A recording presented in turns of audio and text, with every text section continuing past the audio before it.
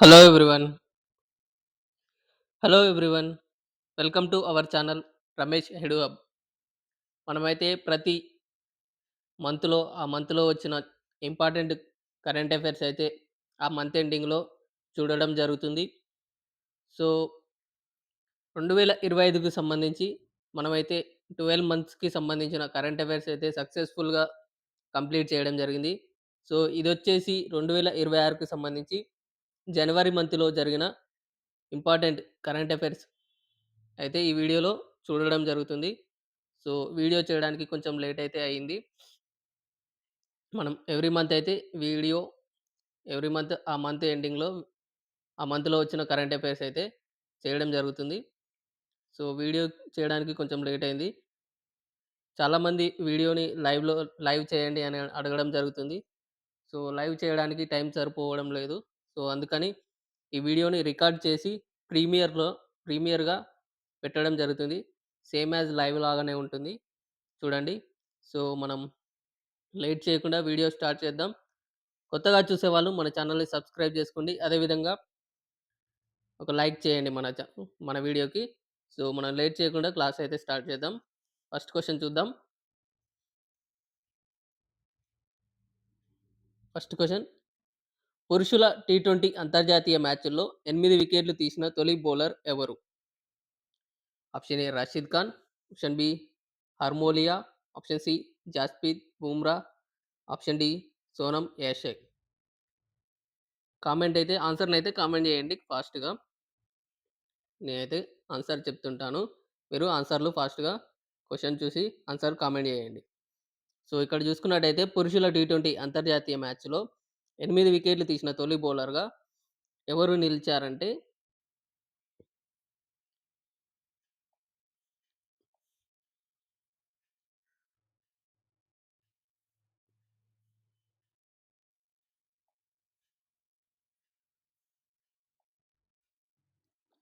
ఇక్కడ ఆన్సర్ వచ్చేసి option D అండి. Option D Sonam Yeshey. ఇతనొచ్చేసి భూటాన్‌కి చెందినవాడు. చూసుకున్నట్టయితే డిసెంబర్ 26న జరిగిన మయన్మార్‌తో జరిగిన మ్యాచ్‌లో ఈ ఘనతనైతే ఇతను సాధించడం జరిగింది.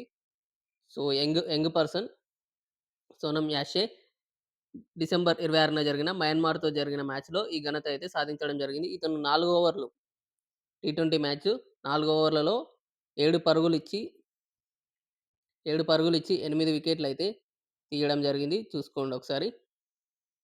పర్టిక్యులర్‌గా పరుగులు ఎన్ని ఓవర్లు అని అడగకపోవచ్చు. కాపోతే పురుషుల టీ20 అంతర్జాతీయ మ్యాచుల్లో 8 వికెట్లు తీసిన తొలి బౌలర్‌గా ఎవరు నిలిచారని అడిగే అవకాశం ఉంటుంది. ఎవరంటే సోనం యాషే ఆన్సర్ వచ్చేసి. సో, ఇతని కంటే ముందు మలేషియా ప్లేయర్ షాజుల్ ఇంద్రూస్ అనే పేరిట ఉండేది. అది గూడా చూసుకోండి ఒకసారి. షాజుల్ ఇంద్రూస్ పేరిట ఉండేది. 7 వికెట్స్ తోటి. సో, అది అడగకపోవచ్చు మాక్సిమం. ఇదైతే ఇతని పేరైతే గుర్తుంచుకోండి. సోనం యాషే. సో, నెక్స్ట్ క్వెషన్‌కెళ్దాం. రెండవ క్వెషన్. అంతర్జాతీయ ద్రవ్యనిధి ఐఎంఎఫ్ ప్రకారం భారతదేశం అధికారికంగా ఏ దేశాన్ని అధిగమించి ప్రపంచంలో 4వ అతిపెద్ద ఆర్థిక వ్యవస్థగా అవతరించింది? Option A France, option B Japan, option C Germany, option D United Kingdom. Answer చేయండి ఫాస్ట్‌గా. ప్రీమియర్ చూసేవాళ్ళు ప్రతి ఒక్కరు ఆన్సర్‌ని కామెంట్ చేయండి. అండ్ అదే విధంగా ఈ వీడియోని మీ ఫ్రెండ్స్‌కి షేర్ చేయండి. సో, చాలామంది లైవ్ చేయండి అని అడుగుతున్నారు. కాకపోతే లైవ్ చేయడానికి టైం సరిపోవటం లేదు. కాకపోతే మీ దగ్గర నుంచి కూడా సపోర్ట్ అయితే అంతగా రావడం లేదు. సో, అందుకని వీడియో చేయాలన్న ఇంట్రెస్ట్ కూడా రావడం లేదు. సో, అందుకని షేర్ చేయండి వీడియోని. అండ్ అదే విధంగా ఈ పీడిఎఫ్ మీకు కావాలంటే టెలిగ్రామ్‌లో జాయిన్ అవ్వండి. టెలిగ్రామ్‌లో జాయిన్ అయ్యి అందులో నుంచి మెసేజ్ చేయనీకి ఉంటుంది. మెసేజ్ ఆప్షన్ ఉంటుంది. దాంట్లో మెసేజ్ ఆప్షన్‌లో నాకు పీడిఎఫ్ అని మెసేజ్ చేయండి. నేనైతే వాళ్ళకి పీడిఎఫ్ పెడతాను. అందరికైతే ఓపెన్‌గా పెట్టను. ఎవరైతే మెసేజ్ చేస్తారో వాళ్ళకి పీడిఎఫ్ అయితే సెండ్ చేయడం జరుగుతుంది. ఫ్రీ ఫ్రీగా. సో, చూడండి అంతర్జాతీయ ద్రవ్యనిధి ఐఎంఎఫ్ ప్రకారం భారతదేశం అధికారికంగా ఏ దేశాన్ని అధిగమించి ప్రపంచంలో 4వ అతిపెద్ద ఆర్థిక వ్యవస్థగా అవతరించింది అంటే ఆన్సర్ వచ్చేసి ఆప్షన్ బి జపాన్ అండి.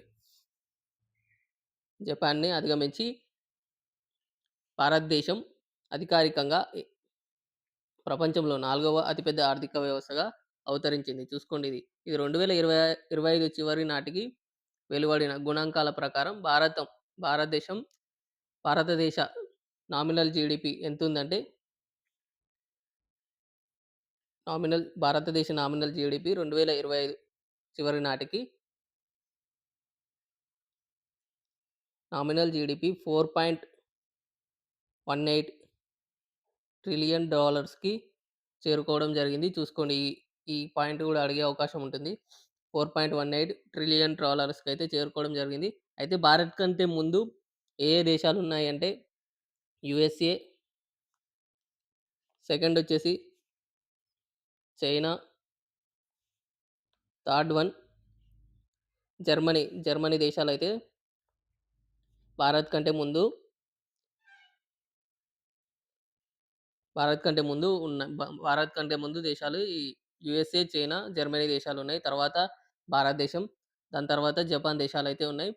చూసుకున్నట్టయితే ప్రస్తుత వృద్ధి రేటును పరిగణలోకి తీసుకుంటే 2028, 30 కల్లా 2028, 2030 కల్లా మధ్య కాలంలో భారతదేశం జర్మనీని కూడా అధిగమించి ప్రపంచంలో మూడవ అతిపెద్ద ఆర్థిక వ్యవస్థగా మారుతుందని ఐఎంఎఫ్ మరియు భారత ప్రభుత్వ నివేదికలు అంచనా వేస్తున్నాయి. చూసుకోండి.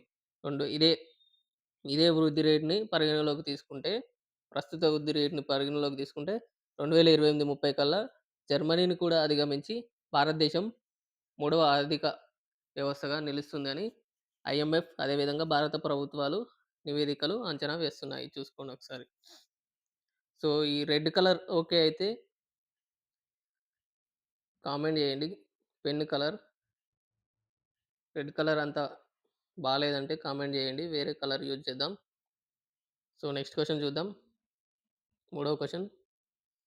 దీర్ఘకాలిక అనారోగ్యంతో 80 సంవత్సరాల వయస్సులో మరణించిన బంగ్లాదేశ్ తొలి మహిళా ప్రధానమంత్రి ఎవరు? Option A Sheikh Hasina, option B Khaleda Zia, option B Begum Rokeya, option D Benazir Bhutto. Comment చేయండి ఆన్సర్‌ని ఫాస్ట్‌గా. సో, ఇంగ్లీష్ మీడియం వాళ్ళు ఇంగ్లీష్‌లో క్వెషన్ చదువుకొని ఆన్సర్ చేయండి.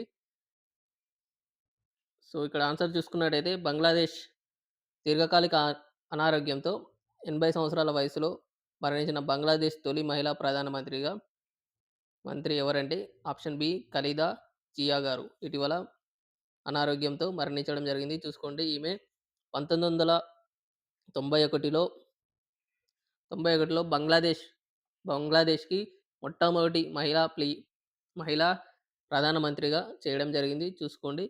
సో, ఈమె చూసుకున్నట్టయితే మాజీ అధ్యక్షుడు జియావుర్ రెహమాన్ భార్య ఈమె. బంగ్లాదేశ్ మాజీ అధ్యక్షుడైన జియావుర్ రెహమాన్ గారి యొక్క భార్య ఈమె. అండ్ అదే విధంగా ఈమె పార్టీ వచ్చేసి బీఎన్‌పీ బంగ్లాదేశ్ నేషనలిస్ట్ పార్టీ ఈమెది. చూసుకోండి. ఈ పార్టీ గూడా అడిగే అవకాశం ఉంటుంది. బంగ్లాదేశ్ నేషనలిస్ట్ పార్టీకి సంబంధించిన ఆమె. ఆ పార్టీకి అధ్యక్షురాలిగా కూడా పనిచేయడం జరిగింది. చూసుకోండి. Next question. నాలుగవ క్వెషన్. ఏ జట్టుతో జరిగిన 5వ మహిళల టీ20 అంతర్జాతీయ మ్యాచ్‌ల్లో అత్యధిక వికెట్లు తీసిన బౌలర్‌గా దీప్తి శర్మ చరిత్ర సృష్టించింది? Option A Sri Lanka, option B England, option C Australia, option D దక్షిణాఫ్రికా. కామెంట్ చేయండి ఫాస్ట్‌గా ఆన్సర్‌ని. సో, ఇక్కడ ఆన్సర్ చూసుకున్నట్టయితే ఆన్సర్ ఆప్షన్ ఏ అండి శ్రీలంక. ఇటీవల ఐదవ ఇటీవల జరిగిన 5వ టీ20 అంతర్జాతీయ మ్యాచుల్లో అత్యధిక వికెట్లు తీసిన బౌలర్‌గా దీప్తి శర్మ. పేరు గూడా గుర్తుపెట్టుకోండి. ఎవరైనా అడిగే అవకాశం ఉంటది. దీప్తి శర్మ చరిత్ర సృష్టించడం జరిగింది. అయితే ఎవరితోటి ఆడిందంటే ఈ మ్యాచ్ శ్రీలంక 5వ టీ20 అంతర్జాతీయ మ్యాచ్‌లో ఈ మైలురాయినైతే చేరుకోవడం జరిగింది. చూసుకోండి. ఈ మ్యాచ్ డిసెంబర్ 30, 2025న తిరువనంతపురంలో శ్రీలంక మహిళల జట్టుతో జరిగిన 5వ చివరి టీ20 మ్యాచ్‌ల్లో ఈ రికార్డునైతే ఈమె సృష్టించడం జరిగింది. సో, ఈమె కంటే ముందు చూసుకున్నట్టయితే ఆస్ట్రేలియాకి సంబంధించిన ఆస్ట్రేలియాకు సంబంధించిన క్రీడాకారిణి మెగన్ స్కట్. మెగా స్కట్.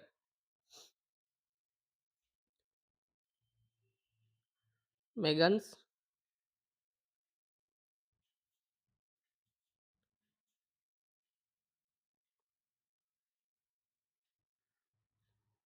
మెగాన్ స్కట్ అంటారు. ఈమె 150 వికెట్లతో టాప్ ప్లేస్‌లో ఉండేది. ఈమె రికార్డును బ్రేక్ చేసి దీప్తి శర్మ 152 వికెట్లతో టాప్ ప్లేస్‌లో నిలవడం జరిగింది. చూసుకోండి. సో, ఈమె దీప్తి శర్మ టీ20లో అత్యధిక వికెట్లు 152 వికెట్లయితే తీయడం జరిగింది. సో, అదే విధంగా ఈ దీప్తి శర్మ గారు ఉమెన్స్ వరల్డ్ కప్‌లో ప్లేయర్ ఆఫ్ ద సీరీస్‌గా కూడా నిలవడం జరిగింది. ఆ క్వెషన్ గూడా గుర్తుపెట్టుకోండి ఒకసారి. మెగాన్ స్కట్ ఆస్ట్రేలియాకి సంబంధించిన ప్లేయర్ రికార్డ్‌ని బ్రేక్ చేసి దీప్తి శర్మ అత్యధిక వికెట్లు తీసిన బౌలర్‌గా చరిత్ర సృష్టించడం జరిగింది. సో, ఇక్కడ answer option A Sri Lanka. Sri Lanka జట్టు పైన తీయడం జరిగింది. చూసుకోండి. Next question. ఐదవ క్వెషన్. బలహీనమైన సిగ్నల్ ప్రాంతాలలో కనెక్టివిటీని మెరుగుపరచడానికి భారతదేశ వ్యాప్తంగా వాయిస్ ఓవర్ వైఫై, వివో వైఫై సేవలను ఏ టెలికాం సర్వీస్ ప్రొవైడర్ ప్రారంభించింది? Option A Vi, option B Jio, option C Airtel, option D BSNL. Comment చేయండి ఫాస్ట్‌గా ఆన్సర్‌ని. సో, ఇక్కడ ఆన్సర్ చూసుకున్నట్టయితే ఆన్సర్ వచ్చేసి ఆప్షన్ డి బిఎస్ఎన్ఎల్ అండి. బలహీనమైన సిగ్నల్ ప్రాంతాల్లో కనెక్టివిటీని మెరుగుపరచడానికి భారతదేశ వ్యాప్తంగా వాయిస్ ఓవర్ వైఫై సేవలను బిఎస్ఎన్ఎల్ అయితే ప్రారంభించడం జరిగింది ఇటీవల జనవరిలో. చూడండి బిఎస్ఎన్ఎల్ జనవరి 1, 2026న దేశవ్యాప్తంగా వాయిస్ ఓవర్ వైఫై సేవలను ప్రారంభించడం జరిగింది. చూసుకున్నట్టయితే ఇది మొబైల్ నెట్వర్క్ బలహీనంగా ఉన్న ఇళ్ళు, కార్యాలయాలు, బేస్మెంట్లు లేదా మారుమూల ప్రాంతాల్లో వైఫై నెట్వర్క్ సహాయంతో వాయిస్ కాల్స్ అదేవిధంగా సందేశాలను పంపడానికి ఇది అనుమతిస్తుంది. చూసుకోండి. ఇది చూసుకున్నట్టయితే ఐఎంఎస్ ఆధారిత సేవ ఇది. వైఫై మరియు మొబైల్ నెట్వర్క్‌ల మధ్య అంతరాయం లేని కాలింగ్ అనుభవాన్ని ఇదైతే అందించడం జరుగుతుంది. చూసుకోండి ఒకసారి. సో, ఇంతకంటే ముందు ఎయిర్‌టెల్, జియో అయితే 2019లో ఈ సేవలనైతే ప్రారంభించడం జరిగింది. సో, ఇటీవల చూసుకున్నట్టయితే జనవరిలో బిఎస్ఎన్ఎల్ అయితే ఈ వైఫై సేవలను ప్రారంభించడం జరిగింది. సో, నెక్స్ట్ క్వెషన్‌కెళ్దాం. ఆరవ క్వెషన్. 2026లో వెనిజులా అధ్యక్షుడు నికోలస్ మదురో అరెస్ట్ తర్వాత సుప్రీంకోర్టు వెనిజులా తాత్కాలిక అధ్యక్షుడిగా ఎవరిని నియమించింది? Option A Delcy Rod Rodriguez, option B Edmundo Gonzalez, option C Juan Pablo Guanipa, option D Maria Corina Machado. Answer చేయండి ఫాస్ట్‌గా ఈ క్వెషన్‌కి. ఆరవ క్వెషన్‌కి ఆన్సర్ చేయాలి ఫాస్ట్‌గా. సో, ఇక్కడ ఆన్సర్ చూసుకున్నట్టయితే ఆన్సర్ ఆప్షన్ ఏ అండి. Delcy Rod Rodrigues. Delcy Rodrigues. చూసుకున్నట్టయితే 2026 జనవరి 3న వెనిజులా అధ్యక్షుడు నికోలస్ మదురో చూసుకోండి. వెనిజులా అధ్యక్షుడు నికోలస్ మదురోను అమెరికా సైనిక బలగాలు అరెస్ట్ చేసిన తర్వాత ఆ దేశ సుప్రీంకోర్టు వెనిజులా యొక్క సుప్రీంకోర్టు ప్రస్తుత ఈమె ఉపాధ్యక్షురాలుగా ఉండేది అప్పుడు. ఈమెని తాత్కాలిక అధ్యక్షురాలిగా నియమించడం జరిగింది. చూసుకోండి ఒకసారి. నికోలస్ మదురోని అమెరికా సైనికులు అరెస్ట్ చేసిన తర్వాత వెనిజులా సుప్రీంకోర్టు ఈ డెల్సీ రో రోడ్రిగ్స్ గారిని ఉపాధ్యక్షురాలుగా ఉండేది ఈమెని తాత్కాలిక అధ్యక్షురాలిగా నియమించడం జరిగింది. చూసుకున్నట్టయితే జనవరి 5న ఆమె ప్రమాణ స్వీకారం చేసింది. చూసుకోండి. ఈమె జనవరి 5న ప్రమాణ స్వీకారం చేయడం జరిగింది. అదేవిధంగా మదురోను అదుపులోకి తీసుకున్న యూఎస్ స్పెషల్ ఫోర్సెస్ ఇతన్ని ఎందుకు అరెస్ట్ చేశాయంటే డ్రగ్ ట్రాఫికింగ్ మరియు ఆయుధాల అక్రమ రవాణా ఆరోపణలపై విచారణ నిమిత్తం ఇతన్నైతే న్యూయార్క్ తరలించి విచారించడం జరుగుతుంది. డ్రగ్స్ ట్రాఫికింగ్, ఆయుధాల అక్రమ రవాణా వంటి ఏదో కారణాలు జెప్పి ట్రంప్ అయితే ఇతన్ని అరెస్ట్ చేసి తీసుకెళ్లడం జరిగింది. దాని తర్వాత ఈమె డెల్సీ రోడ్సీ గారు అధ్యక్షురాలిగా ప్రమాణ స్వీకారం చేయడం జరిగింది. చూసుకోండి ఒకసారి. సో, నెక్స్ట్ క్వెషన్‌కెళ్దాం. ఏడవ క్వెషన్. రోగ రోగ నిర్ధార ఏడవ క్వెషన్. రోగ నిర్ధారణ, ఖచ్చితత్వం మరియు రోగి భద్రతను మెరుగుపరచడం భారతదేశంలో మొట్టమొదటి ప్రభుత్వ ఆస్పత్రి ఆధారిత ఏఐ లక్ష్యంగా క్లినిక్ ఏ సంస్థలో ప్రారంభమైంది? చూడండి. India's first government hospital based AI clinic has been launched at which institution aiming to improve diagnostic accuracy and patient safety? Option A AIIMS Delhi, option B GIMS Noida, option C PGIMER Chandigarh, option D KEM Mumbai. Answer చేయండి ఫాస్ట్‌గా ఈ క్వెషన్‌కి. So, ఇక్కడ answer వచ్చేసి option B అండి. GIMS Noida. GIMS Noida. జనవరి 2, 2026న online ద్వారా దీన్నైతే ప్రారంభించడం జరిగింది. మరియు ఫిజికల్‌గా జనవరి 6న దీన్ని ప్రారంభించడం జరిగింది. చూసుకోండి. దీనిలో కృత్రిమ మేధస్సు మరియు జెనెటిక్ జెనెటిక్ స్క్రీనింగ్ ద్వారా జెనెటిక్ స్క్రీనింగ్ ద్వారా క్యాన్సర్, గుండె, మూత్రపిండాలు మరియు కాలేయ సంబంధిత వ్యాధులను ముందస్తుగా ఇది అయితే గుర్తించడం జరుగుతుంది.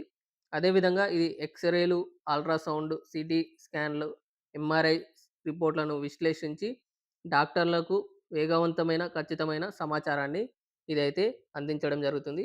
చూడండి. ఏఐ లక్ష్యంగా క్లినిక్. చూసుకోండి. India's first government hospital based AI clinic has been launched at GIMS Noida. గుర్తుపెట్టుకోండి ఒకసారి. నెక్స్ట్ క్వెషన్ చూద్దాం. ఎనిమిదవ క్వెషన్. భారతదేశపు మొట్టమొదటి made in India universal multi calibre rocket launcher Suryastra కోసం భారత సైన్యం ఏ దేశంతో ఒప్పందం కుదుర్చుకుంది? Option A France, option B Russia, option C America, option D Israel. Comment చేయాలండి ఫాస్ట్‌గా. అదేవిధంగా వీడియోని లైక్ చేయండి. మీ ఫ్రెండ్స్‌తో షేర్ చేయండి ఈ వీడియోని. మీరు సపోర్ట్ చేస్తేనే ఇంకా ఎక్కువ వీడియోస్ అయితే చేయడం జరుగుతుంది. సో, సపోర్ట్ అయితే చాలా తగ్గిపోయింది. అందరూ ఎడిక్ట్ కావడం జరిగింది. లైవ్ వీడియోస్ తప్ప లైవ్ వీడియోస్ తప్ప రికార్డింగ్ వీడియోస్ అయితే ఎవరు చూడడం లేదు.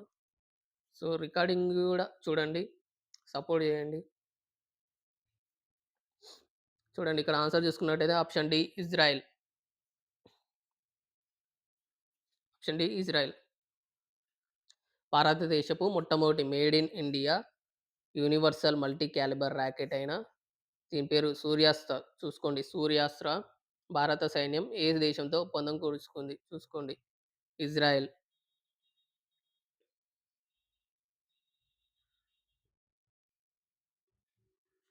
పూణే చూసుకున్నట్టయితే ఇది పూణేకు చెందిన ప్రైవేట్ రక్షణ రంగ సంస్థ నైట్ నైబ్ లిమిటెడ్. పూణేకి చెందిన ప్రైవేట్ రక్షణ రంగ సంస్థ అయిన నైబ్ లిమిటెడ్.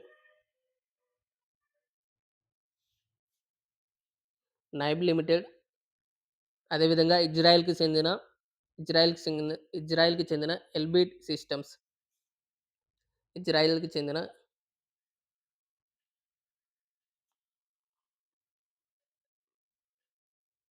ఎల్బిస్ట్ ఎల్బిస్ట్ సిస్టమ్‌తో సహకారంతో ఈ రాకెట్ లాంచర్‌ను అభివృద్ధి చేయడం జరుగుతుంది. చూసుకున్నట్టయితే ఎమర్జెన్సీ ప్రొక్యూర్‌మెంట్ ఈపీ కింద సుమారు 293 కోట్లతో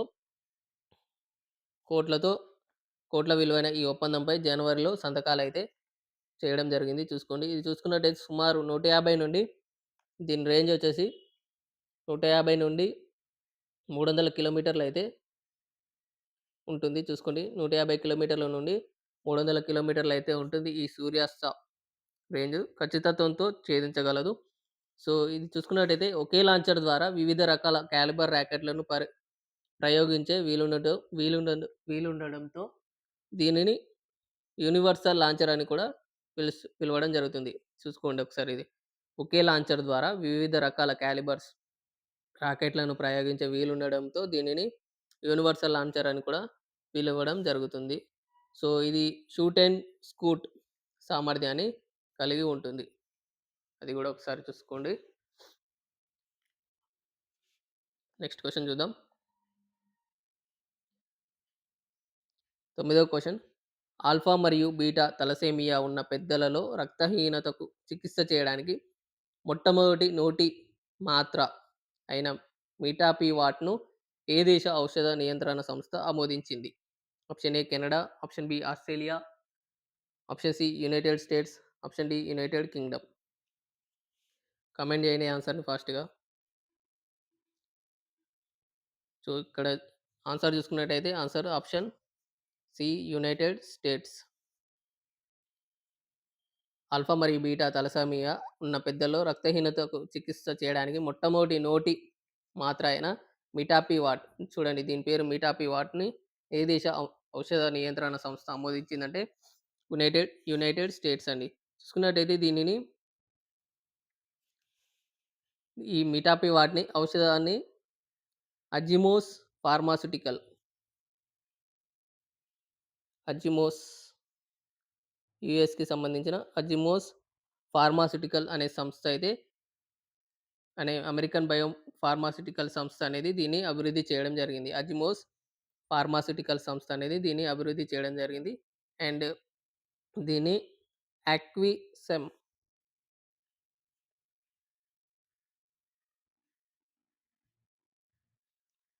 యాక్విసెమ్ అనే బ్రాండ్ పేరుతో దీన్ని విక్రయించడం జరుగుతుంది. అది కూడా ఒకసారి చూసుకోండి. అజిమోస్ అనే బయోలాజికల్ ఫార్మాస్యూటికల్ కంపెనీ అయితే దీన్ని అభివృద్ధి చేయడం జరిగింది. ఈ పేరు కూడా గుర్తుపెట్టుకోండి, మిటాపివాట్. యాక్విజోమ్ అనే బ్రాండ్ పేరుతో దీన్ని విక్రయించడం జరుగుతుంది. చూసుకోండి. నెక్స్ట్ క్వెషన్ చూద్దాం. 10వ క్వెషన్.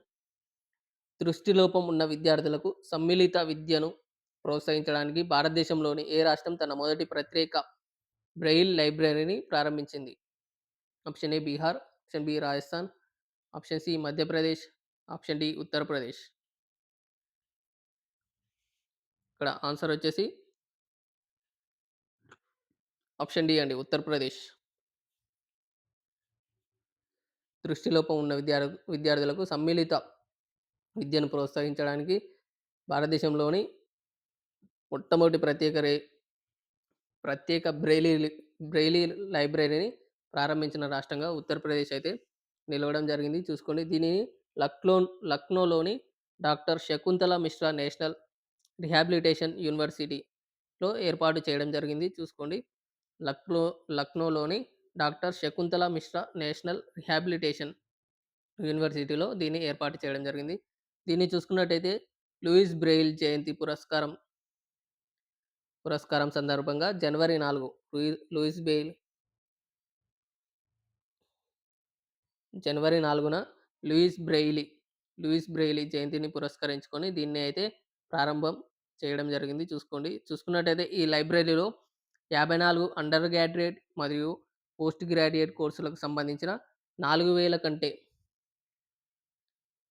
4000 కంటే ఎక్కువ బ్రెయిలీ పుస్తకాలు అందుబాటులో ఉన్నాయంట. చూసుకోండి. 54 అండర్ గ్రాడ్యుయేట్ మరియు పోస్ట్ గ్రాడ్యుయేట్ మరియు పోస్ట్ గ్రాడ్యుయేట్‌కి సంబంధించిన 4000 కంటే ఎక్కువ బ్రెయిలీ పుస్తకాలు అందుబాటులో ఉన్నాయంట. చూసుకోండి. జనవరి 4 బ్రెయిలీ దినోత్సవం సందర్భంగా ఉత్తరప్రదేశ్‌లోని లక్నోలోని doctor Shakuntala Mishra national rehabilitation సెంటర్‌లో దీన్ని ప్రారంభించడం జరిగింది. నెక్స్ట్ క్వెషన్ చూద్దాం. 11వ క్వెషన్. 2025 సంవత్సరానికి నృత్య కళానిధి అవార్డు ఎవరికి లభించింది? Option A Uday Shankar, option B Shobhana Narayan, option C Rama Vidyanathan, option D Urmila Satyanarayan. Comment చేయండి ఆన్సర్‌ని ఫాస్ట్‌గా. సో, దీని ఆన్సర్ చూసుకున్నట్టయితే ఆన్సర్ వచ్చేసి ఆప్షన్ డి అండి. సత్యనారాయణ్. ఊర్మిళ సత్యనారాయణ గారు 2025 సంబంధించి నృత్య కళానిధి అవార్డుని అందుకోవడం జరిగింది. చూసుకోండి. దీనిని మద్రాస్ మ్యూజిక్ అకాడమీ అందించడం జరిగింది. ఈ అవార్డ్ ఎవరిస్తారంటే మద్రాస్ మ్యూజిక్ అకాడమీ వాళ్ళు ఈ అవార్డుని ప్రదానం చేయడం జరుగుతుంది. 2026 జనవరి 3న జరిగిన మ్యూజిక్ అకాడమీ 19వ వార్షిక నృత్య ప్రారంభోత్సవంలో జపాన్ క్యాన్సూల్‌కి సంబంధించిన జనరల్ తక తకహాషి మునియో చేతుల మీదుగా ఈ అవార్డుని అందుకోవడం జరిగింది. చూడండి. జనవరి 3న జరిగిన మ్యూజిక్ అకాడమీ. జనవరి 3న జరిగిన జనవరి 3న జరిగిన మ్యూజిక్ అకాడమీ 19వ వార్షికోత్సవంలో ఈమెకైతే ఈ అవార్డునైతే ఇవ్వడం జరిగింది. ఎవరిచ్చారంటే జపాన్ కాన్సుల్ అయిన జనరల్ తకా తకాషి మునియో గారు ఈమెకి ఈ అవార్డుని ఇవ్వడం జరిగింది. చూసుకోండి. ఈమె చూసుకున్నట్టయితే భరతనాట్యంలో ఆరంభండి, ఆరంభండి అని భంగిమకు మరియు ఆమె సృజనాత్మక నృత్య రూపాలకు ఆమె ప్రసిద్ధి చెందినది ఈమె. చూసుకోండి ఒకసారి. నెక్స్ట్ క్వెషన్ చూద్దాం. 12వ క్వెషన్. కేరళలోని వయనాడ్‌లో కల్పెట్టాలో భారతదేశంలో మొట్టమొదటి పూర్తిగా కాగిత రహిత జిల్లా కోర్టును ఎవరు ప్రారంభించారు? Option A Surya Kant, option B Sanjiv Khanna, option C NV Ramana, option D DY Chandrachud. Comment చేయాలండి ఫాస్ట్‌గా. చూసుకున్నట్టయితే ఆన్సర్ వచ్చేసి ఆప్షన్ ఏ అండి. జస్టిస్ సూర్యకాంత్. చూసుకున్నట్టయితే ఇది వయనాడ్ జిల్లా. వయనాడ్ జిల్లాలోని కల్పెట్ట అనే గ్రామంలో భారతదేశంలోనే మొట్టమొదటి పూర్తిగా కాగిత రహిత జిల్లా కోర్టుని ప్రారంభించడం జరిగింది. చూసుకోండి. ఈ వ్యవస్థను కేర్ ఈ వ్యవస్థను కేరళ హైకోర్టు స్వయంగా అభివృద్ధి చేసింది. దీని ద్వారా కేసులు దాఖలు చేయడం నుండి తీర్పుల వరకు అన్ని డిజిటల్ రూపంలోనే జరగడం నిర్వహించడం జరుగుతుంది. చూసుకోండి. ఎవరు ప్రారంభించారంటే జస్టిస్ సూర్యకాంత్ గారు.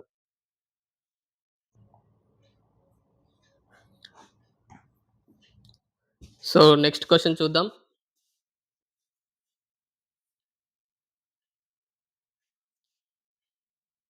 సో, ఇక్కడ డీవై చంద్రచూడ్ గారు చూసుకోండి. డీవై చంద్రచూడ్ గారు 'వై కాన్స్టిట్యూషన్ మ్యాటర్స్' అనే బుక్ రాయడం జరిగింది. చాలా ఇంపార్టెంట్ క్వెషన్. చూసుకోండి అది గూడా ఒకసారి. సో, 13వ క్వెషన్ చూద్దాం. ప్రపంచంలోనే తొలిసారిగా రోడ్డు నిర్మాణం కోసం బయో బిట్యుమిన్‌ను వాణిజ్యపరంగా ఉత్పత్తి చేసి ప్రయోగించిన దేశం ఏది? Option A China, option B Germany, option C Japan, option D భారతదేశం. సో, ఇక్కడ ఆన్సర్ చూసుకున్నట్టయితే ఆన్సర్ ఆప్షన్ డి అండి భారతదేశం. చూడండి. ప్రపంచంలోనే తొలిసారిగా రోడ్డు నిర్మాణం కోసం బయో బిట్యుమిన్‌ను వాణిజ్యపరంగా ఉత్పత్తి చేసి ప్రయోగించిన దేశంగా భారతదేశం అయితే నిలవడం జరిగింది. చూసుకోండి. జనవరి 2026 జనవరిలో కేంద్ర రోడ్డు రవాణా, రహదారుల శాఖ మంత్రి అయిన నితిన్ గడ్కరీ ఈ చారిత్రాత్మక మైలురాయిని అధికారికంగా ప్రకటించడం జరిగింది. దీన్ని చూసుకున్నట్టయితే దీనిని CSIR central road research institute అదేవిధంగా Indian institute of petroleum IIP సంయుక్తంగా దీన్ని అభివృద్ధి చేయడం జరిగింది. చూసుకోండి. సిఎస్ఐఆర్ అదేవిధంగా Indian institute of petroleum IIP సంయుక్తంగా దీన్ని అభివృద్ధి చేయడం జరిగింది. సిఎస్ఐఆర్ అండ్ అదేవిధంగా ఇండియన్ ఇన్స్టిట్యూట్ ఆఫ్ పెట్రోలియం దీన్ని సంయుక్తంగా అభివృద్ధి చేయడం జరిగినాయి. చూసుకోండి. నెక్స్ట్ క్వెషన్ చూద్దాం. 14వ క్వెషన్. కేరళలోని మొట్టమొదటి సీతాకోకచిలుకల అభయారణ్యంగా ఏ వన్యప్రాణుల అభయారణ్యం పేరు మార్చబడింది? Option A Periyar, option B Aralam, option C Wayanad, option D Silent Valley. Comment చేయండి ఫాస్ట్‌గా ఆన్సర్‌ని. సో, ఇక్కడ ఆన్సర్ చూసుకున్నట్టయితే ఆప్షన్ బి ఆరాలం. ఇది కేరళలోని కన్నూరు జిల్లాలో ఉంది. కన్నూర్ అంటారు. కన్నూరు జిల్లాలో ఉంది ఇది. చూసుకోండి. ఇది కేరళలోని మొట్టమొదటి సీతాకోకచిలుక అభయారణ్యం. అదేవిధంగా భారతదేశంలోనే సీతాకోకచిలుకలకు సంరక్షణకు అంకితం చేయబడిన మొట్టమొదటి రక్షిత అటవీ ప్రాంతంగా నిలవడం జరిగింది. చూసుకున్నట్టయితే ఇందులో దాదాపు 266కి పైగా సీతాకోక జాతులు ఉన్నాయని గుర్తించడం జరిగింది. అదేవిధంగా దీని విస్తీర్ణం చూసుకున్నట్టయితే 55 చదరపు కిలోమీటర్లలో ఇది అయితే విస్తరించి ఉంది. చూసుకున్నట్టయితే కేరళలోని మొట్టమొదటి సీతాకోకచిలుకల అభయారణ్యంగా, వన్యప్రాణుల అభయారణ్యంగా ఆరాలంని పేరు మార్చడం జరిగింది. చూసుకోండి ఒకసారి. ఆరాలం ఆన్సర్. నెక్స్ట్ క్వెషన్ చూద్దాం. 15వ క్వెషన్.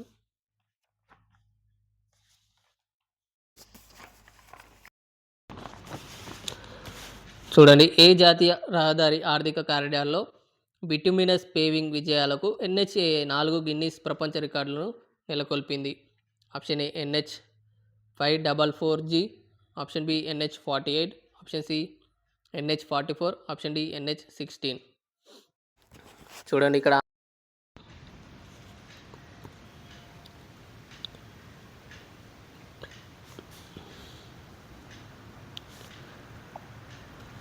ఇక్కడ ఆన్సర్ వచ్చేసి ఆప్షన్ ఏ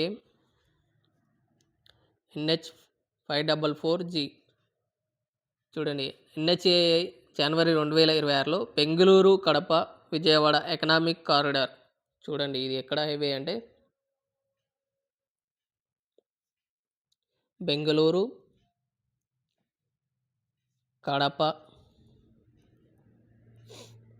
విజయవాడ.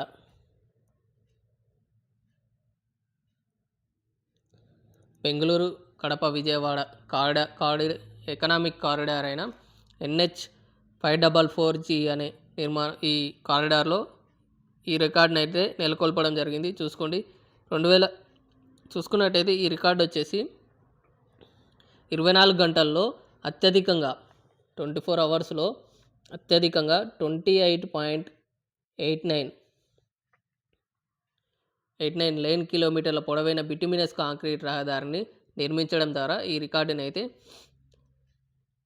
సృష్టించడం జరిగింది. అదేవిధంగా ఇందులో 10,655 మెట్రిక్ టన్నుల బిట్యుమినస్ని ఉపయోగించి ఈ రెండు రికార్డులను అయితే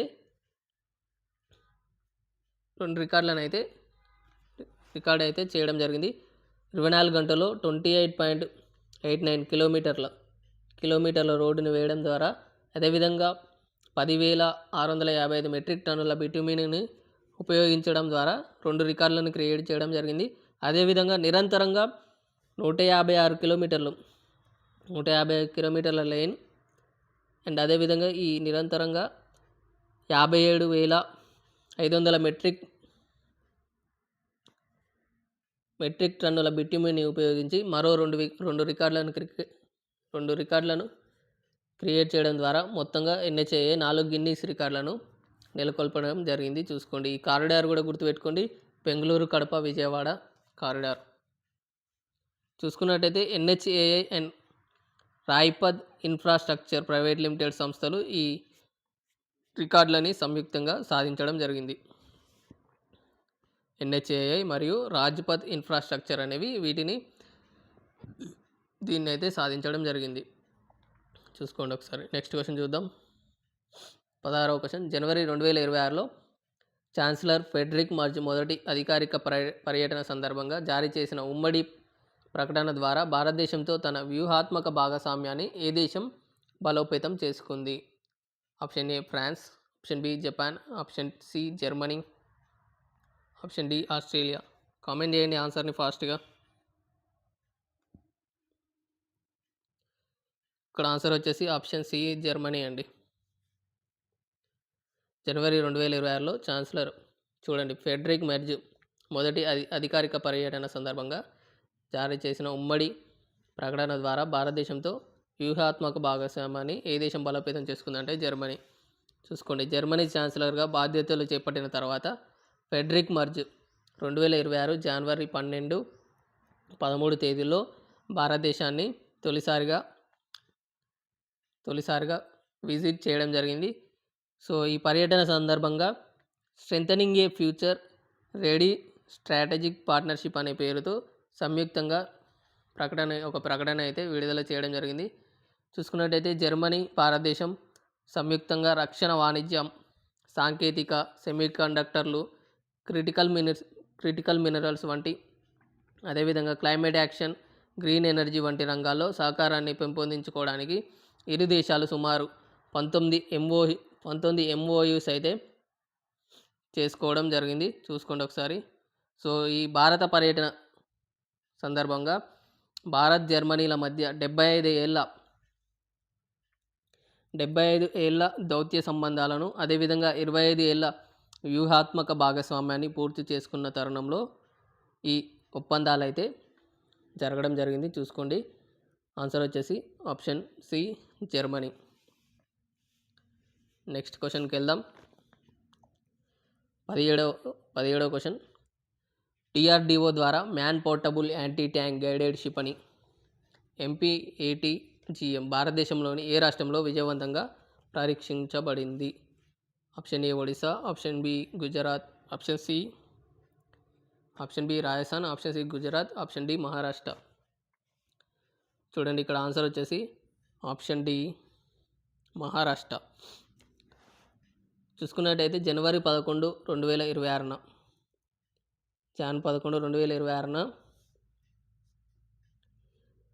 మహారాష్ట్రలోని అహల్యానగర్, గతంలో అహ్మద్ నగర్ అని పిలిచేవారు, అహల్యానగర్లోని కేకే రేంజ్లో డిఆర్డిఓ ఈ క్షిపణిని అయితే విజయవంతంగా పరీక్షించడం జరిగింది. చూసుకున్నట్టయితే ఈ పరీక్షలో కదులుతున్న లక్ష్యాన్ని ఈ క్షిపణి అత్యంత ఖచ్చితత్వంతో ఛేదించడం జరిగిందంట. సో దీని కనిష్టంగా 200 మీటర్ల నుండి, దీని రేంజ్ వచ్చేసి 200 మీటర్ల నుండి 4 కిలోమీటర్ల వరకు ఉన్న రేంజ్లని ఇది లక్ష్యంగా చేసుకొని టార్గెట్ చేయడం జరుగుతుంది. సో దీని బరువు చూసుకున్నట్టయితే 14.5 కేజీస్ ఉంటుంది. 14.5 కేజీస్ ఉంటుంది. దీన్ని సైనికులు సులభంగా తన భుజాలపై మోసుకెళ్ళడం జరుగుతుంది. సో అదేవిధంగా దీన్ని ట్రైప్యాడ్ మించి ఉపయోగించవచ్చు, లేదా సైనికుల భుజాలపై నుంచి పెట్టుకొని కూడా దీన్ని సింపుల్గా ఉపయోగించవచ్చు అని చెప్పడం జరుగుతుంది. అండ్ అదేవిధంగా చూసుకోండి, డిఆర్డిఓ చైర్మన్గా సమీర్ వి కామత్ ఉన్నాడు, డిఆర్డిఓ చైర్మన్. చూసుకోండి అది కూడా ఒకసారి. నెక్స్ట్ క్వశ్చన్ చూద్దాం. 18వ క్వశ్చన్.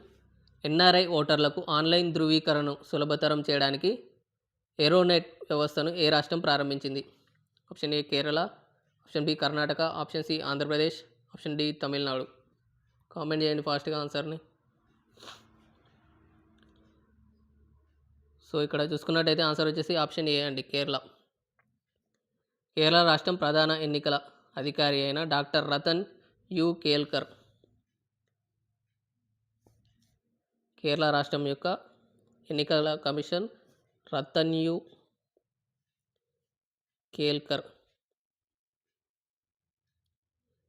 కేల్కర్ గారు జనవరి 2026లో ఈ సదుపాయాన్ని అందుబాటులోకి తీసుకురావడం జరిగింది. చూసుకున్నట్టయితే ఈ వ్యవస్థ ద్వారా ఎన్ఆర్ఐ ఓటర్లు విచారణ కోసం వ్యక్తిగతంగా హాజరు కావాల్సిన అవసరం లేకుండానే అవసరమైన పత్రాలను ఆన్లైన్లో సమర్పించవచ్చు. దీని ద్వారా ఓటర్లకు ఆన్లైన్ ధృవీకరణను సులభతరం చేయడానికి ఈ ఎన్ఆర్ఐ వాళ్ళకి ఏరోనెట్ వ్యవస్థను కేరళ రాష్ట్రం ప్రారంభించడం జరిగింది. చూసుకోండి ఒకసారి. నెక్స్ట్ క్వశ్చన్కి వెళ్దాం. 19వ క్వశ్చన్.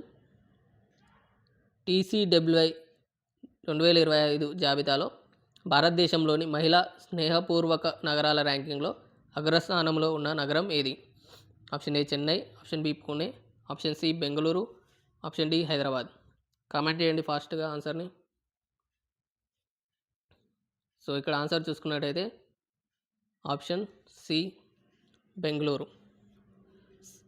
TCWI 2025 జాబితాలో భారతదేశంలోని మహిళా స్నేహపూర్వక నగరాల ర్యాంకింగ్లో అగ్రస్థానంలో ఉన్న నగరం బెంగళూరు అయితే నిలవడం జరిగింది.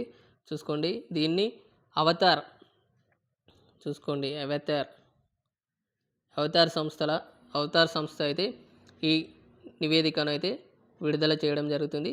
చూసుకోండి, అవతార్ సంస్థ విడుదల చేసిన top cities for women in India TCWI అంటే top cities for women in India నివేదిక ప్రకారం బెంగళూరు అయితే అగ్రస్థానంలో నిలవడం జరిగింది. బెంగళూరు స్కోర్ వచ్చేసి 53 స్కోర్ కూడా పెట్టుకోండి, 53.29 బెంగళూరు స్కోరు.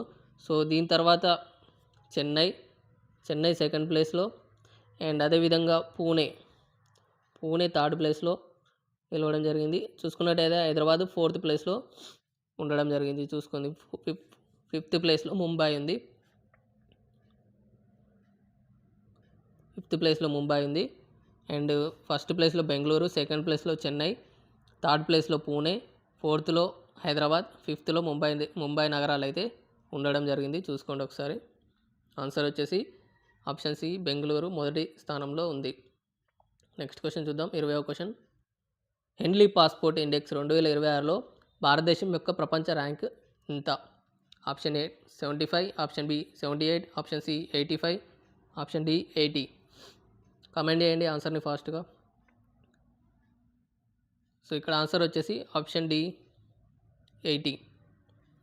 2026కు సంబంధించి హెన్లీ పాస్పోర్ట్ ఇండెక్స్ అయితే రిలీజ్ కావడం జరిగింది. దీంట్లో భారతదేశం యొక్క rank 80వ rank.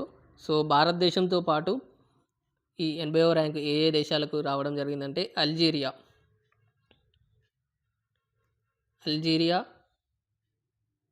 And Niger. Algeria, Niger దేశాలకైతే భారతదేశంతో పాటు ఈ 80వ ర్యాంక్ రావడం జరిగింది. చూసుకోండి. అదేవిధంగా ఈ మన భారతదేశం 80వ ర్యాంకుతో 55 కంట్రీలకైతే వీసా ఫ్రీతో మన 55 కంట్రీలకైతే వెళ్ళొచ్చు. వీసా లేకుండా 55 దేశాలకు మనం ప్రయాణించవచ్చు. సో చూసుకున్నట్టయితే ఇది 2025లో భారతదేశం యొక్క ర్యాంకు ఎంత ఉండేదంటే 85 ర్యాంకు ఉండేది 2025లో.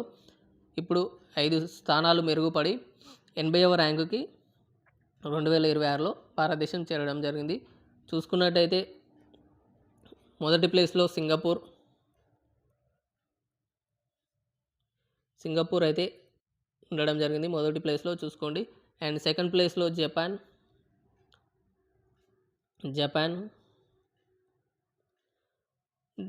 దక్షిణ కొరియా.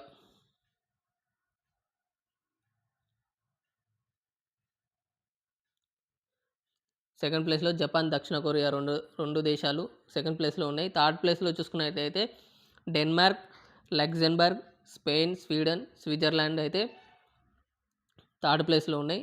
ఈ 5 దేశాలు థర్డ్ ప్లేస్లో ఉన్నాయి. Denmark, Luxembourg, Spain, Sweden, Switzerland అనేవి థర్డ్ ప్లేస్లో ఉన్నాయి. జపాన్, దక్షిణ కొరియా సెకండ్ ప్లేస్లు. టాప్ ప్లేస్లో అయితే ఎప్పుడు ఈ సింగపూరే ఉంటుంది. చూసుకోండి. సో లాస్ట్ ప్లేస్లో చూసుకున్నట్టయితే 101 ప్లేస్లో ఆఫ్ఘనిస్తాన్ అయితే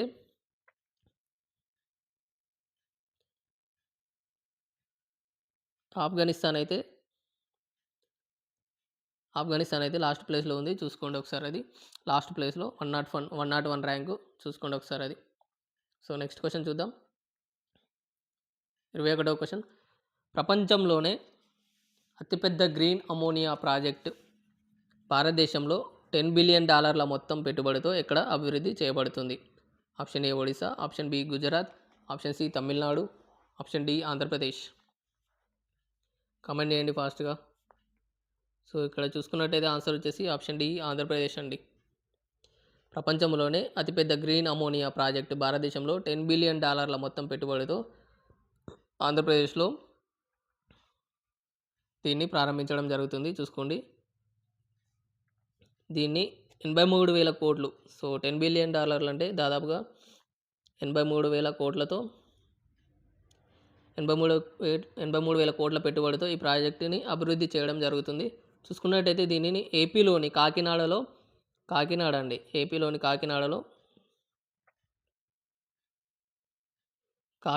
దీన్ని ఏర్పాటు చేయనున్నారు. చూసుకున్నట్టయితే గ్రీన్కో గ్రూప్ వ్యవస్థాపకులు స్థాపించిన ఏపీఎం గ్రీన్స్ సంస్థ దీనిని అభివృద్ధి చేస్తుంది.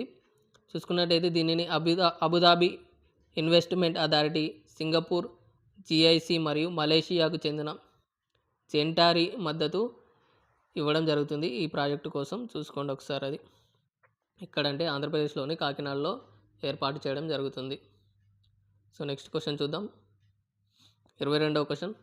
భారతదేశంలో మొట్టమొదటి పూర్తి stack sovereign artificial intelligence AI park ఇటీవల ఎక్కడ స్థాపించబడింది? Option A Tamil Nadu, option B Maharashtra, option C Telangana, option D Karnataka. Comment చేయండి ఫాస్ట్గా ఆన్సర్ని. సో ఇక్కడ ఆన్సర్ చూసుకున్నట్టయితే ఆప్షన్ ఏ తమిళనాడు. ఈ పార్కు ఏర్పాటుకు సుమారు ఎంత అంటే 10,000 కోట్లనైతే ప్రాథమికంగా పెట్టుబడిని కేటాయించడం జరిగింది. దీనికి దీన్ని చూసుకున్నట్టయితే డేటా సార్వభౌమాధికారం, సురక్షితమైన కంప్యూటింగ్ మౌలిక సదుపాయాలు, భారతీయ భాషలకు అనువైన ఏఐ మోడల్స్ అభివృద్ధి చేయడం దీని ప్రధాన ఉద్దేశం. చూసుకోండి, భారతదేశంలోనే మొట్టమొదటి పూర్తి stack sovereign artificial intelligence AI పార్కును ఇటీవల తమిళనాడులో స్థాపించడం జరిగింది. చూసుకోండి అది. నెక్స్ట్ క్వశ్చన్ చూద్దాం. 23వ క్వశ్చన్. భారతదేశంలో మొట్టమొదటి open sea marine fish farming pilot project ఎక్కడ ప్రారంభించబడింది? ఆప్షన్ ఏ బంగాళాఖాతం, ఆప్షన్ బి అరేబియా సముద్రం, ఆప్షన్ సి అండమాన్ సముద్రం, ఆప్షన్ డి హిందూ మహాసముద్రం. కామెంట్ చేయండి ఫాస్ట్గా ఆన్సర్ని. సో ఇక్కడ ఆన్సర్ చూసుకున్నట్టయితే ఆప్షన్ సి అండమాన్ మహాసముద్రం. అండమాన్ నికోబార్ దీవుల్లోని నార్త్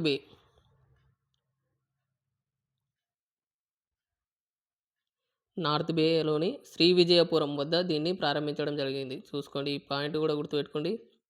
శ్రీవిజయపురం వద్ద దీన్ని ప్రారంభించడం జరిగింది. దీనిని కేంద్ర శాస్త్ర సాంకేతిక శాఖ మంత్రి అయిన డాక్టర్ జితేంద్ర సింగ్ గారు దీన్ని ప్రారంభించడం జరిగింది. దీన్ని కేంద్ర భూ విజ్ఞాన మంత్రిత్వ శాఖ, ministry of earth science and national institute of ocean technology సంయుక్తంగా అమలు చేయడం జరుగుతుంది. ఈ ప్రాజెక్టుని చూసుకోండి. దీనిలో సముద్ర వనరులను సమర్థవంతంగా వినియోగించుకుంటూ బ్లూ ఎకానమీని బలోపేతం చేయడం మరియు స్థానిక మత్స్యకారుల జీవనోపాధిని మెరుగుపరచడం దీని ప్రధాన ఉద్దేశంగా చెప్పడం జరుగుతుంది. చూసుకోండి ఒకసారి. నెక్స్ట్ క్వశ్చన్ చూద్దాం. 24వ question.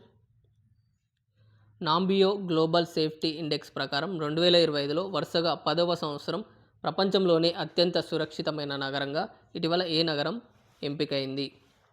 Option A Tokyo, option B Zurich, option C Abu Dhabi, option D Singapore. Comment చేయండి ఫాస్ట్గా ఆన్సర్ని. సో ఇక్కడ చూసుకున్నట్టయితే ఆన్సర్ వచ్చేసి ఆప్షన్ సి అబుదాబి. యుఏఈ రాజధాని అయిన అబుదాబి. చూసుకోండి, అబుదాబి 2015 నుండి, చూసుకోండి ఈ ర్యాంక్ అంటే 2015 నుండి నిరంతరంగా ఈ అగ్రస్థానాన్ని అబుదాబి అయితే కాపాడుకుంటూ రావడం జరుగుతుందంట. చూసుకున్నట్టయితే 2026 నివేదికలో అబుదాబి 88.9 సేఫ్టీ స్కోర్తో ఈ ఇండెక్స్లో 10వ సంవత్సరం ప్రపంచంలోనే అత్యంత సురక్షితమైన నగరంగా నిలవడం జరిగింది. చూసుకోండి ఒకసారి. చూసుకున్నట్టయితే ప్రపంచంలోని చైనాలోని కింగ్డావో, ఓవరాల్గా చూసుకున్నట్టయితే ప్రపంచంలోని చైనాలోని కింగ్డావో అయితే ఉండడం జరిగింది ఫస్ట్ ప్లేస్లో.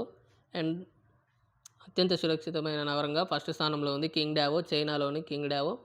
తర్వాత సెకండ్ ప్లేస్లో అబుదాబి, థర్డ్ ప్లేస్లో దోహా అయితే ఉండడం జరిగింది. వరుసగా చూసుకున్నట్టయితే ఈ అబుదాబి 10 సంవత్సరాలు ప్రపంచంలోనే అత్యంత సురక్షితమైన నగరంగా అబుదాబి అయితే నిలవడం జరిగింది. చూసుకున్నట్టయితే ఈ నివేదిక ప్రకారం భారతదేశంలో మంగళూరు, చూసుకోండి చాలా ఇంపార్టెంట్ ఏంటి, ఈ నివేదిక ప్రకారం భారతదేశంలో మంగళూరు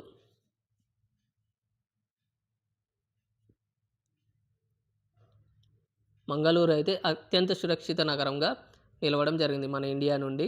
చూసుకోండి మంగళూరు. నెక్స్ట్ క్వశ్చన్కి వెళ్దాం. 25వ క్వశ్చన్. ఇటీవల 2025 ఇందిరాగాంధీ శాంతి నిరాయుధీకరణ మరియు అభివృద్ధి బహుమతిని ఎవరికి ప్రదానం చేస్తారు? Option A Graca Machel, option B Angela Merkel, option C Ellen Johnson Sirleaf, option D Malala Yousafzai. Comment చేయాలండి ఫాస్ట్గా ఆన్సర్ని. చూసుకున్నట్టయితే ఇక్కడ ఆన్సర్ వచ్చేసి ఆప్షన్ ఏ గ్రాకా మ్యాచెల్.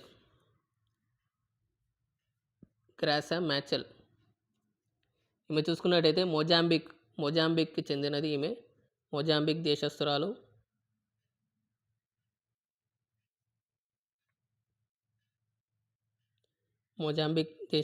ఈమె మొజాంబిక్కి చెందిన మానవతావాది మరియు హక్కుల కార్యకర్త ఈమె. సో ఈమె విద్య, ఆరోగ్యం, పోషణ, మహిళ మరియు ఆర్థిక సాధికారత రంగాల్లో ఆమె చేసిన కృషికి గాను విశిష్ట కృషికి గాను సేవలకు గాను ఈ అవార్డునైతే ఎంపిక అవ్వడం జరిగింది. సో ఈ బహుమతి కింద ఈమెకి ₹1,00,00,000 అయితే ప్రైజ్ మనీ అయితే రావడం జరుగుతుంది. అదేవిధంగా ప్రశంసా పత్రం, ఒక ట్రోఫీని అందజేయడం జరుగుతుంది. చూసుకోండి, ₹1,00,00,000 ప్రైజ్ మనీ, ప్రశంసా పత్రం, ఒక ట్రోఫీని అందజేయడం జరుగుతుంది. చూసుకోండి. సో 2024 చూసుకున్నట్టయితే, సో ఇది 2025కి అవార్డు అండి. 2024కు సంబంధించి చిలీ మాజీ అధ్యక్షురాలు మిచెల్ బ్యాచెలెట్కు అయితే ఈ అవార్డు లభించడం జరిగింది. సో నెక్స్ట్ క్వశ్చన్ చూద్దాం. ఇటీవల ఆస్కార్ అవార్డులో అత్యధిక నామినేషన్లు అందుకొని కొత్త రికార్డు సృష్టించిన చిత్రం ఏది? Option A Bugonia, option B Sinners, option C Marty Supreme, option D Titanic. Answer చేయండి ఫాస్ట్గా. సో ఇక్కడ దీని ఆన్సర్ వచ్చేసి ఆప్షన్ బి సిన్నర్స్ అండి. సో ఈ చిత్రం అత్యధికంగా 16 నామినేషన్లను అందుకోవడం ద్వారా ఆస్కార్ చరిత్రలో సరికొత్త రికార్డును సృష్టించడం జరిగింది. 16 నామినేషన్లు అంటే 16 విభాగంలో సిన్నర్స్ మూవీ అయితే ఆస్కార్కి నామినేట్ అవ్వడం జరిగింది. సో ఇంకా అవార్డులు అయితే రాలేదు, చూసుకోండి. సో ఇంతకుముందు అత్యధికంగా ఆల్ అబౌట్ ఈవ్, అదేవిధంగా టైటానిక్, లాలా ల్యాండ్ అనే చిత్రాలు 14 నామినేషన్లతో టాప్ ప్లేస్లో ఉండేవి. వాటి రికార్డును బ్రేక్ చేసి సిన్నర్స్ అనే చిత్రం 16 నామినేషన్లతో అత్యధిక నామినేషన్లతో అందుకొని రికార్డుని సృష్టించడం జరిగింది ఆస్కార్ చరిత్రలో. చూసుకోండి ఒకసారి. సో ఆస్కార్కి మన ఇండియా నుంచి రేసులో నిలిచిన హోమ్ బౌండ్ చిత్రం కూడా ఫైనల్ సెలక్షన్లో నిలవలేకపోయింది. చూసుకోండి అది కూడా ఒకసారి. ఇక్కడ ఆన్సర్ చూసుకున్నట్టయితే సిన్నర్స్. ఈ సిన్నర్స్ కంటే ముందు 1950లో ఆల్ అబౌట్ ఈవ్ అనే మూవీకి, అదేవిధంగా టైటానిక్ మూవీ 1997లో వచ్చింది. దీనికి లాలా ల్యాండ్ 2016లో వచ్చింది. దీనికి 14 నామినేషన్లు అయితే రావడం జరిగింది. ఈ రికార్డును బ్రేక్ చేసి సిన్నర్స్ మూవీ 2026కి గాను చూసుకున్నట్టయితే 16 నామినేషన్ల రికార్డుని సృష్టించడం జరిగింది. చూసుకోండి ఒకసారి. నెక్స్ట్ క్వశ్చన్ చూద్దాం.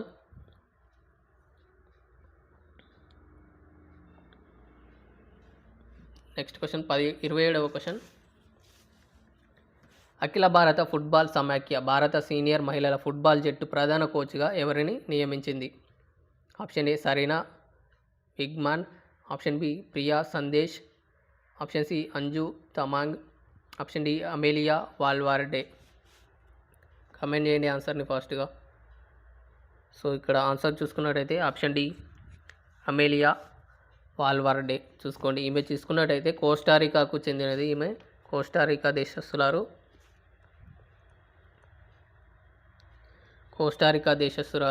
కోస్టారికా చెందినది ఈమె చూసుకున్నట్టయితే కోస్టారికా జాతీయ జట్టుకు సుదీర్ఘకాలం అంటే 2025 కోస్టారికా జట్టుకి 2015 నుండి 2023 వరకు ఈమె అయితే కోచ్గా వ్యవహరించడం జరిగింది. సో ఈమె నాయకత్వంలో ఆ జట్టు కోస్టారికా జట్టు 2015 అండ్ అదేవిధంగా 2023 ఫీఫా మహిళల ప్రపంచ కప్కు అర్హతలు అయితే సాధించడం జరిగింది. సో చూసుకున్నట్టయితే అదేవిధంగా ఆన్సర్ డి దీనికి. సో ఈమెతో పాటు గోల్ కీపింగ్ కోచ్గా ఏలీ అవిలా, గోల్ కీపింగ్ కోచ్గా ఏలీ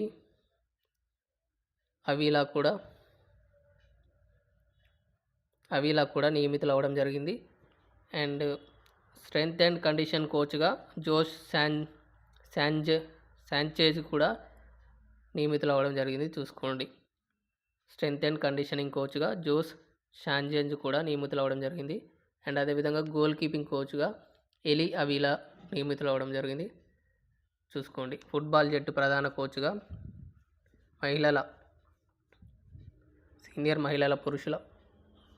మహిళల ఫుట్బాల్ కోచ్గా అమేలియా వాల్వార్డే గారిని నియమించడం జరిగింది. ఈ సీనియర్ మహిళల ఫుట్బాల్ జట్టుని బ్లూ టైగర్స్ అని కూడా పిలవడం జరుగుతుంది. అది కూడా ఒకసారి గుర్తుపెట్టుకోండి.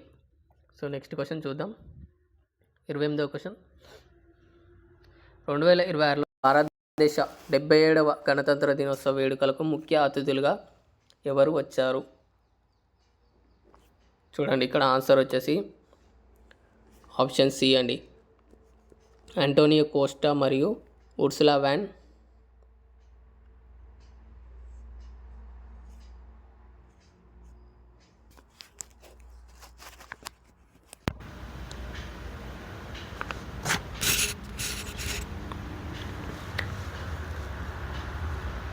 28వ క్వశ్చన్ 2026లో జరిగిన భారతదేశ 77వ గణతంత్ర దినోత్సవ వేడుకల ముఖ్య అతిథులుగా ఎవరు వచ్చారంటే ఆంటోనియో కోస్టా మరియు ఉర్సులా వ్యాన్ డెర్ లయన్ గారు రావడం జరిగింది.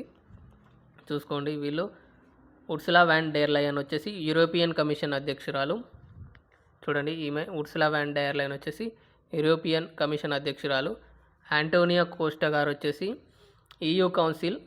యూరోపియన్ కౌన్సిల్కి అధ్యక్షుడు. చూసుకోండి ఈ గణతంత్ర దినోత్సవం 77వ గణతంత్ర దినోత్సవ వేడుకలకు యూరోపియన్ యూనియన్ యొక్క ఇద్దరు అగ్రనాయకులు ఏకకాలంలో హాజరు కావడం ఇదే తొలిసారి. చూసుకోండి ఒకసారి. భారతదేశం మరియు యూరోపియన్ సో వీళ్ళ పర్యటనకు సంబంధించి భారతదేశం మరియు యూరోపియన్ యూనియన్ మధ్య స్వేచ్ఛా ఒప్పందం ఎఫ్టీఏ అగ్రిమెంట్ అయితే జరగడం జరిగింది. ఎఫ్టీఏ ఫ్రీ ట్రేడ్ అగ్రిమెంట్ అయితే జరిగింది. సో అదేవిధంగా ఇంకా చాలా ఒప్పందాలు అయితే చేసుకోవడం జరిగింది. సో చూసుకున్నట్టయితే భారతదేశంలో EU సైనిక బృందం, యూరోపియన్ యూనియన్ సైనిక బృందం భారతదేశ గణతంత్ర దినోత్సవ వేడుకల పరేడ్లో మొట్టమొదటిసారిగా పాల్గొనడం జరిగింది. చూసుకోండి అది కూడా ఒకసారి.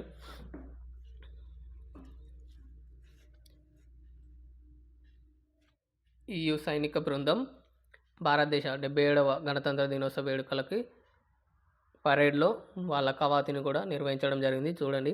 సో అంతకుముందు 2025లో ఇండోనేషియా అధ్యక్షుడైన ప్రభావో సుబియాంతో గారు కూడా రావడం జరిగింది 2025కి సంబంధించి. ఇప్పుడు చూసుకున్నట్టయితే 77వ గణతంత్ర దినోత్సవ వేడుకలకు యూరోపియన్ యూనియన్ నుండి ఆంటోనియో కోస్టా మరియు ఉర్సులా వ్యాన్ డెర్ లయన్ గారు రావడం జరిగింది. చూసుకోండి అవి. నెక్స్ట్ క్వశ్చన్ చూద్దాం. 29వ క్వశ్చన్. 2026లో భారతదేశ అత్యున్నత శాంతికాల శౌర్య పురస్కారం అశోక్ చక్రను ఎవరు అందుకున్నారు? Option A major Harshdeep Singh, option B group captain Shubhanshu Shukla, option C wing commander Abhinandan Varthaman, option D group captain Prasanth Balakrishnan Nair. So ఇక్కడ కామెంటు. సో ఆన్సర్ చూసుకున్నట్టయితే ఆన్సర్ బి అండి, group captain Shubhanshu Shukla. Group captain Shubhanshu Shukla గారికి భారతదేశ అత్యున్నత శాంతికాల శౌర్య పురస్కారమైన అశోక్ చక్రాను అందుకోవడం జరిగింది. చూసుకోండి. సో శుభాంశు శుక్లా గారి గురించి చెప్పనక్కర్లేదు, మనకందరికీ తెలిసిందే. ISSలో అడుగుపెట్టిన తొలి ఇండియన్గా ఇతనైతే నిలవడం జరిగింది. యాక్సియం 4 మిషన్ ద్వారా ISSలోకి వెళ్ళిన భారతదేశం మొదటి వ్యక్తిగా నిలవడం జరిగింది. చూసుకోండి. సో చూసుకున్నట్టయితే 2026 గణతంత్ర దినోత్సవం సందర్భంగా మొత్తం 70 మందికి అయితే సాయుధ దళాల సిబ్బందికి అయితే శౌర్య పురస్కారాలు అయితే లభించడం జరిగింది. సో ఇందులో చూసుకున్నట్టయితే కీర్తి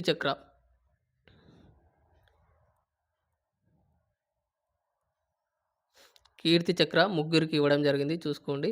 సో అశోక చక్ర అయితే గ్రూప్ కెప్టెన్ శుభాంశు శుక్లాకి ఇవ్వడం జరిగింది. ఓవరాల్గా చూసుకున్నట్టయితే 70 శౌర్య పురస్కారాలు అయితే ఇవ్వడం జరిగింది. ఇది ఎవరిస్తారంటే ప్రెసిడెంట్ ఆఫ్ ఇండియా అయితే ఇవ్వడం జరుగుతుంది. చూసుకోండి, గుర్తుపెట్టుకోండి ఒకసారి. నెక్స్ట్ క్వశ్చన్ చూద్దాం. భారత రైల్వే తన మొట్టమొదటి హ్యూమనాయిడ్ రోబోట్ ASC అర్జున్ను ఏ రైల్వే స్టేషన్లో మోహరించింది? Option A Chennai, option B Mumbai, option C Kolkata, option D Visakhapatnam. Comment చేయండి ఆన్సర్ని.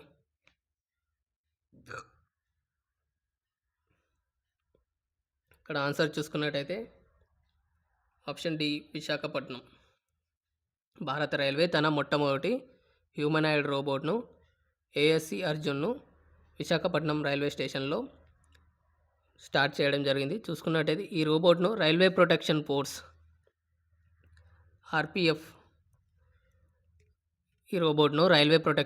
RPF ఆధ్వర్యంలో స్వదేశీ సాంకేతికతతో విశాఖపట్నంలోనే దీన్ని రూపొందించడం జరిగింది. చూసుకున్నట్టయితే ఇది స్టేషన్లో ప్రయాణికుల భద్రత, రద్దీ నియంత్రణ ముఖ్య గుర్తింపు వ్యవస్థ ఎఫ్ఎస్ఆర్ ముఖ గుర్తింపు వ్యవస్థ ఎఫ్ఎస్ఆర్ ద్వారా అనుమానితులను గుర్తించడం మరియు అత్యవసర సమయాల్లో అలర్ట్ చేయడం వంటి పనులు ఇది చేయడం జరుగుతుంది. చూసుకోండి. అదేవిధంగా ఇది తెలుగు, హిందీ, ఇంగ్లీష్ భాషల్లో ప్రకటనలు చేయడం జరుగుతుంది. సో ఇన్ఫర్మేషన్ అయితే తెలుగు, ఇంగ్లీష్, హిందీ భాషల్లో ఇవ్వడం జరుగుతుంది. చూసుకోండి దీన్ని ఒకసారి. ఆర్పిఎఫ్ రైల్వే ప్రొటెక్షన్ ఫోర్స్ ఆధ్వర్యంలో స్వదేశీయంగా విశాఖపట్నంలోనే దీన్ని తయారు చేయడం జరిగింది. విశాఖపట్నంలోనే దీన్ని లాంచ్ చేయడం జరిగింది. చూసుకోండి. దీని పేరు కూడా గుర్తుపెట్టుకోండి, ASC Arjun. So next question చూద్దాం. 31వ క్వశ్చన్. రైతు శ్రేయస్సును పెంపొందించడానికి గణనీయంగా పెరిగిన బడ్జెట్లో 2026ను వ్యవసాయ సంవత్సరంగా ప్రకటించిన భారతీయ రాష్ట్రం ఏది? Option A Uttar Pradesh, option B Madhya Pradesh, option C Chhattisgarh, option D Rajasthan. So ఈ క్వశ్చన్కి మీరే ఆన్సర్ చేయండి హోంవర్క్గా. దీన్ని కామెంట్ బాక్స్లో ఆన్సర్ని కామెంట్ చేయండి. ఈ క్వశ్చన్ని హోంవర్క్గా చేయండి. అందరూ కామెంట్ చేస్తారని ఆశిస్తున్నాను. ప్రతి ఒక్కరు కామెంట్ చేయాలి ఆన్సర్ని. సో ఇవి అండి జనవరిలో వచ్చిన చాలా కొన్ని ఇంపార్టెంట్ కరెంట్ అఫైర్స్. ప్రతి మంత్లో మనమైతే ఇదే విధంగా చేయడం జరుగుతుంది. ఆ మంత్లో ఎన్ని డేస్ ఉంటే అన్ని క్వశ్చన్స్ అయితే రావడం జరుగుతుంది. చూసుకోండి ఒకసారి. జనవరి మంత్కి అయితే ఈ వీడియో కంప్లీట్ అయింది. సో చాలా క్వశ్చన్ రావచ్చు మంత్లో. కాకపోతే మనమైతే ఈ క్వశ్చన్స్ అనేవి ప్రతిరోజు ఒక క్వశ్చన్ అయితే మన ఇన్స్టాగ్రామ్ ఛానల్లో ఈ ఒక క్వశ్చన్ పోస్ట్ చేయడం జరుగుతుంది. అవే ఆ క్వశ్చన్లను తీసుకొచ్చి ఈ లాస్ట్ మంత్ ఎండింగ్లో వీడియో రూపంలో చేయడం జరుగుతుంది. గమనించండి. ఎవరైనా మన ఇన్స్టాగ్రామ్ పేజీని ఫాలో అవ్వాలనుకుంటే డిస్క్రిప్షన్లో మన ఇన్స్టాగ్రామ్ లింక్ అనేది ఉంటుంది. జాయిన్ అవ్వండి. ప్రతిరోజు ఒక క్వశ్చన్, దానికి ఎక్స్ప్లెనేషన్ డిస్క్రిప్షన్లో ఉంటుంది. అదే క్వశ్చన్లని వీడియో రూపంలో మంత్ ఎండింగ్లో చేయడం జరుగుతుంది. గమనించండి. సో అదేవిధంగా ఈ పీడిఎఫ్ ఎవరికైనా కావాలంటే మన టెలిగ్రామ్ ఛానల్లో జాయిన్ అవ్వి అందులో నుంచి నాకు డైరెక్ట్ మెసేజ్ చేసే అవకాశం ఉంటుంది. మెసేజ్ చేయండి, పీడిఎఫ్ అని మెసేజ్ చేయండి. మీకైతే పీడిఎఫ్ అయితే ప్రొవైడ్ చేయడం జరుగుతుంది. So thank you for watching. అదేవిధంగా వెళ్ళే ముందు ఒకసారి మన లైవ్ని లైక్ చేయండి. అదేవిధంగా ఈ వీడియోని మీ ఫ్రెండ్స్కి షేర్ చేయండి.